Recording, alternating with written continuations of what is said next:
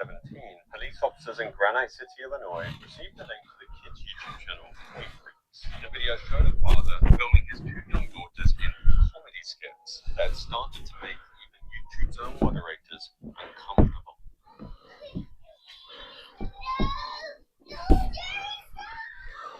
We're going to start with the more creepy and strange and gradually move on to some of the most disturbing YouTube kids channels.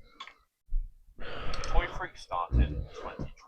The creator, Gregory Chisholm, was a single father of two girls, Annabelle and Victoria, living in Granite City, Illinois. He built the channel around simple home shot skits. Most videos took place in the family's house, in the kitchen, in the bedrooms, and very often in the bathroom. The videos were very easy for kids to follow. Over time, the channel grew into a giant, but the more you watch...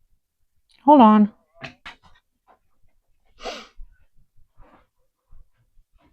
The clearer it gets that this wasn't just messy family content. It was a format built around four key ideas: bad baby roleplay, gross out humiliation, fear with real animals, and the kids' panic as a selling point. The bad baby videos in particular are one of the reasons Gregory would later be investigated by the police. In the videos, the girls, who are clearly school age, are put back into baby roles. They wear diapers, drink from bottles, and are told they're bad babies when they cry or act out. Some of these videos would reach the hundreds of millions of views. On the surface, it's framed as comedy. The dad exaggerates his reactions, calls himself Freak Daddy, and makes his own fake tantrums part of the bit. But compared to their freak out content, Did I get called upstairs?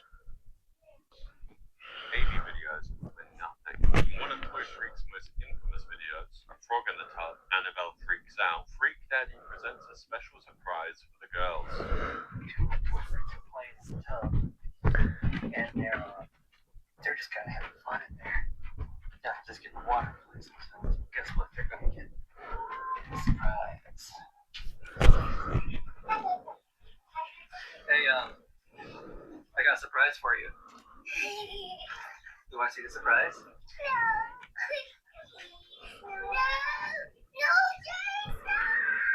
You would think after that sort of reaction, Freak Daddy wouldn't want to genuinely scare his daughters like that again. In a similar video, he makes Annabelle sit next to a live spider in the back of his car. Naturally, again, she freaks out on camera and starts crying to hundreds of millions of viewers. These videos are grouped into a playlist literally called Annabelle Freaks Out. Any single video might look like a tasteless prank, but put together, the pattern is hard to ignore. At the same time, YouTube was already under fire for Elsagate. Thousands of kids' videos using Elsa, Spider-Man, and other characters in violent or inappropriate scenes disguised as kid-friendly uploads, which we'll touch on in detail later. Toy Freaks didn't use those characters, they lived in the same era. So while YouTube was promising parents that kids' content is safe by design, we're still feeding Toy Freaks to millions of children. That's when public pressure started to build. Reporters wrote about Toy Freaks as one of the strangest and most disturbing examples of kids' content on YouTube. Parents and child safety groups questioned why YouTube was allowing this kind of material to stay online, let alone get millions of views. YouTube had an obvious choice. If it did nothing, it risked being seen as indifferent to child exploitation. If it acted, it had to admit that its systems had helped create the problem in the first place. On November 17th, the channel was terminated. Thousands of videos vanished, and one of the most watched kids channels in the world was gone. YouTube said it had violated their child endangerment rules, but that decision raised another question. If the channel is disturbing enough for YouTube to delete completely, is it also illegal? After the takedown, YouTube sent the Toy Freaks case to the National Center for Missing and Exploited Children. The NCMEC reviewed the material and passed it on to two police forces, Granite City, Illinois, where Gregory's company was registered, and St. Charles County, Missouri, where he was living. Officers watched many of the same videos that had horrified parents and viewers. The frog in the bath, the spider in the truck, the bad baby tantrums, and the food and pee scenes. Granite City police said they couldn't find probable cause to arrest Gregory based on the footage they had, especially since much of it seemed to be filmed outside their area. Police in Missouri reached a similar conclusion and did not file charges. Toy Freaks is only the the iceberg. Next is a channel where the line goes even further, where the alleged harm isn't just what we see on camera, it's what the police say was happening off camera to keep the channel going. Fantastic Adventures launched in 2012, run by a woman in Maricopa, Arizona named Michelle Hobson. On the surface, it looked like low-budget kids' comedy, but I'm going to censor every child's face due to the severity of crimes committed against them. Most videos were 10 to 15 minutes long. On screen, Michelle was mostly off-camera. Viewers knew her as the director and the YouTube mother behind the scenes, and sometimes heard her voice giving instructions or lines. The stars were her 7 adopted children, a mix of boys and girls of different ages, all presented as one big quirky team. And I'm Summer, and we're from Fantastic Adventures. And we've been searching and searching for a Stream Toys TV's house, and we finally found it. Ethan and Cole always think they're good at sneak attack, but we're better, and we're gonna film it to prove it. Let's do it. The channel called itself a kids' comedy show. The tone was very light-hearted, as the kids smiled, casted spells, and ended every episode by asking viewers to like and subscribe. By early 2019, the channel had attracted around 800,000 subscribers and hundreds of millions of views, which also brought in hundreds of thousands of dollars in ad revenue. So on YouTube, what you saw was simple. A group of adopted siblings led by a creative mother playing out homemade fantasy stories for a big audience online. But when police finally went inside their house, they found a very different reality. In March of 2019, a 19-year-old woman, one of Michelle Hobson's older biological children, went to the police in Maricopa. She said her younger adopted siblings were being abused in the home, and she had obtained video proof. In a secretly recorded video, one of the adopted children describes what really happens behind the scenes. Where she locks me in a room with only underwear and tank top, doesn't give me blanket. She has a closet and it's a tile. That is horrible.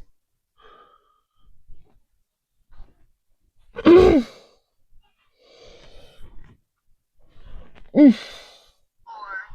no carpet, just an empty green room.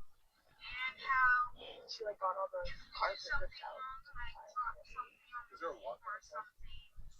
She doesn't let us eat for at least 2 days straight, or maybe more. What's the longest she's ever made you feel like that? 4 days.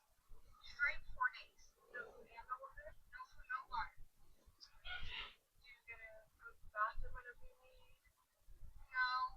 Once I had to pee and she locked me in that room because I did something.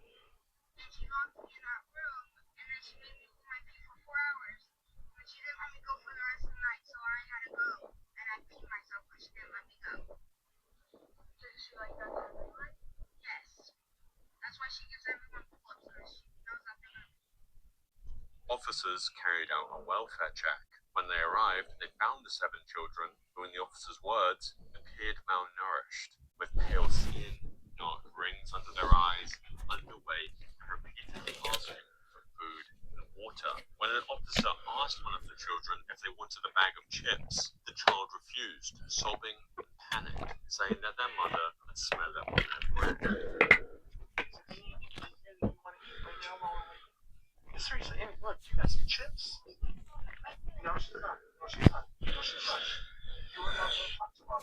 This first visit set off a much wider investigation. Police separated the kids and started taking statements. Some were too scared to talk at all. Others described a routine that was far darker than anything visible on YouTube. Several of the children said they were punished if they didn't take part in videos, or if they forgot lines, or if they didn't perform the way their mother wanted. One child told the police that if she refused to be in a video, they were pepper sprayed as punishment, sometimes over the whole body, and once between the legs, causing pain that lasted for several days. Others described being forced into ice baths as punishment, or made to stand with their legs and arms raised for very long periods, from early morning until late at night. But somehow even worse was that at least one boy said his mother would touch him in a place where it would be very illegal to do so, and pinched him until he bled. These weren't one-off incidents. The children obviously described a Oh pattern. my. They didn't perform for the channel, or if their performances weren't good enough, they faced extreme violence. But one detail in the report stands out. All of the children told the officers that they had been pulled out of school for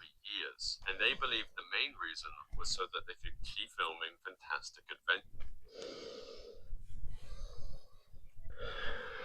What?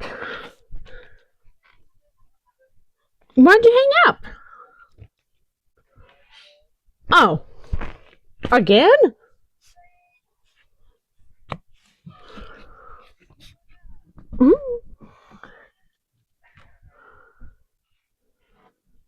Yeah, what up, Matt?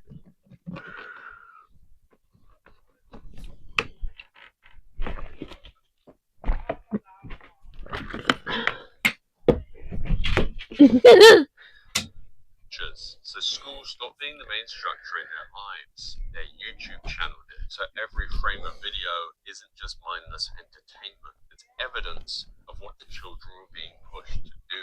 On the basis of the kids' statements and what officers saw in the home, Michelle Hobson was arrested in March of 2019. She was charged with around 30 felony counts, including child abuse, unlawful imprisonment, child neglect, and molestation. Her two older biological sons, Logan and Ryan, were also arrested and initially charged with failing to report the abuse. Later in life, they would face separate charges of sexual misconduct with minors. All 7 adopted children were removed from the home and placed in state care. YouTube, which had previously allowed Fantastic Adventures to grow to hundreds of thousands of subscribers, terminated the channel under its child endangerment guidelines. In press statements, YouTube said it would work with the National Center for Missing and Exploited Children to identify and remove channels where children were being abused. But the legal story took another turn. After her arrest, Michelle Hobson was held in a jail in Arizona. Shortly after being incarcerated, she would suffer a brain injury and was moved to hospital. A judge later ruled that she would be incompetent to stand trial. The state then had a limited window to try and restore her competency, but in November 2019, before any trial could take place, Michelle Hobson died in a Scottsdale hospital. As a result, the charges against her were dismissed. Prosecutors later said that they had been confident she would have spent the rest of her life in prison if the case had gone to verdict. Instead, there was no conviction. The dog song? No formal legal record. The chicken song. Charges and police reports. The children were left to recover in private, and the person at the center of the case died without being found guilty or not guilty in court. Fantastic Adventures showed the worst case version of YouTube, but there's a middle ground that's still disturbing. Where parents don't hide the harm at all. Film it, label it as a threat, post it to millions of people. Okay. First examples is CJ So Cool and his infamous prank on his own children that went way too far. CJ So Cool is the online name of Cordero James Brady, a family vlogger based in the United States. His main channel launched in 2014 and today has roughly 9 million subscribers and billions of views. On the surface, his channel looks a lot like aspirational family content on YouTube, moving into bigger houses, buying new cars, surprising his partner and kids with gifts. But between those videos, he built another identity, the king of pranks. Over the years, he has uploaded a long list of clips where he scares, tricks, or embarrasses his children for content. These include fed the kids dog doo-doo prank, I beat up the kids prank, and a drowning baby prank, where he convinces his partner that their infant has died in the pool. Each one pushes the line a little bit further, but his most controversial video was not any of that. The now removed video that CJ became most infamous for was Gave the Kids Laxative prank. What's happening with back of cool kids? It's your one and only CJ So Cool and I'm back. Oh, skateboard. Tony Hawk, Pro Skater 5, cool. Nice garage. You guys want some ice cream later? Yes, sir. What kind? Vanilla ice cream. Vanilla? Well, okay. You guys all on the same page? Okay, I'll make sure I get you some vanilla ice cream since you guys are having so much fun. In the video, CJ takes bowls of ice cream meant for his children and mixes in Pedialyte, an over-the-counter laxative intended to treat constipation. He presents the ice cream as a treat. The kids eat it on camera, having no idea that anything has been added. The video then cuts forward in time to about 90 minutes later. By this point, the laxatives have kicked in. CJ films his children in separate bathrooms. bathrooms, sitting on the toilet, crying and clutching their stomachs. One child shouts that his stomach hurts. Another tries to close the door on the camera, but CJ keeps filming. While they're in pain, he laughs and jokes to the camera about how funny it is, making comments like, You gonna be alright? You think it was that ice cream? You ate too much? Too fast? You gonna do that again? Oh, wow. This boy's stomach is broken.